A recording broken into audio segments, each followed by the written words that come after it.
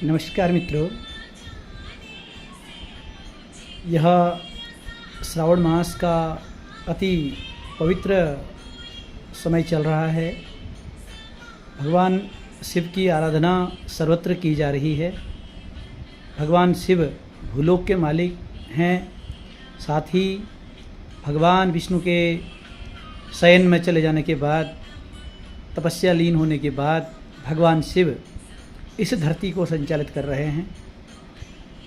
और इस महीने में किया हुआ पूजा, जप, दान, धर्म कभी भी निष्फल नहीं होता।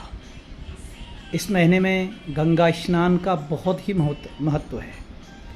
इस महीने में अगर आप गंगा जल को भगवान शिव के मंदिर में चढ़ाते हैं तो उससे हमें पुण्य की प्राप्ति होती है।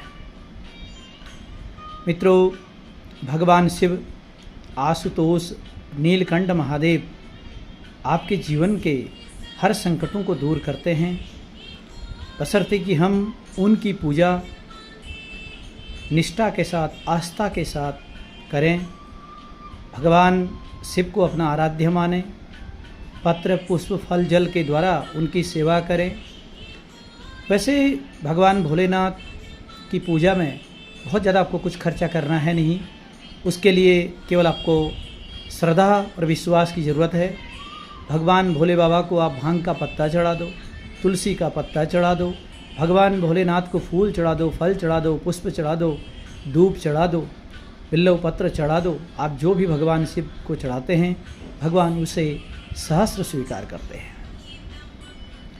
मित्रों, मैं थोड़ा सा प्रकाश डालूंगा आज भगवान शिव को चढ़ाई जाने वाली वस्तुओं के साथ साथ भगवान शिव की जो पूजा, खासतौर पर जिसे हम शिवार्चन कहते हैं, पार्थिव पूजा जिसे हम कहते हैं, तो ये धर्म, अर्थ, मोक्ष, काम को देने वाली है। और 3 प्रकार से ये जो है ये पूजा की जाती है।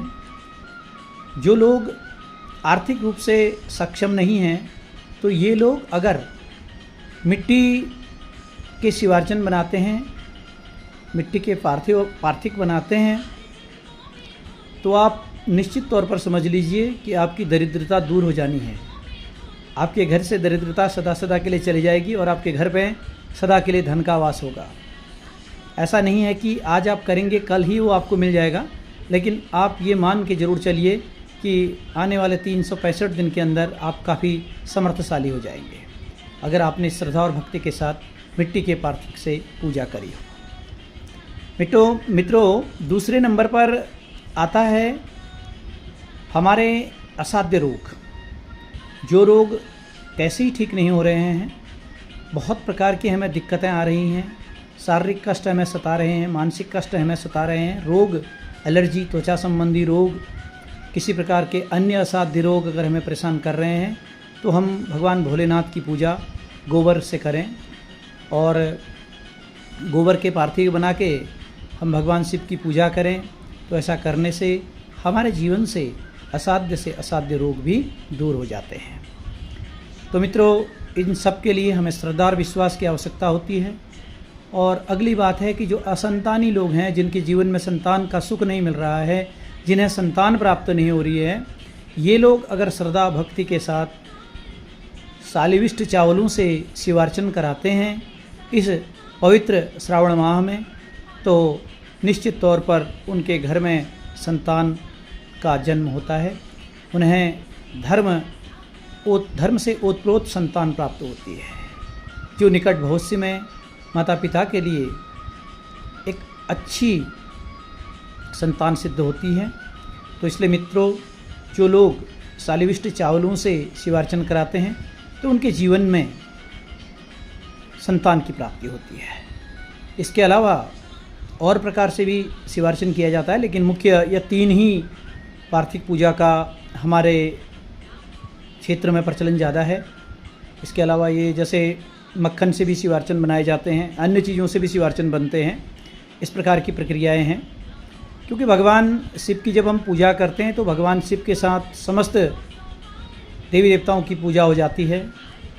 हर पूजा में जो पंचांग कर्म होते हैं, गणेश पूजा है, मातृ पूजा है, आभ्युदक श्राद्ध है, पुण्यावाचन है, कलश स्थापना है, रक्षा विधान है, ग्रह पूजा है, ये विस्तार से हो जाती है। और उसके बाद भगवान शिव का विस्तार पूर्वक पूजन होता है, रुद्राभिषेक होता है। तो ऐसा करने से भगवान शिव संतुष्ट होते हैं और भगवान शिव का अनुग्रह हमें प्राप्त होता है।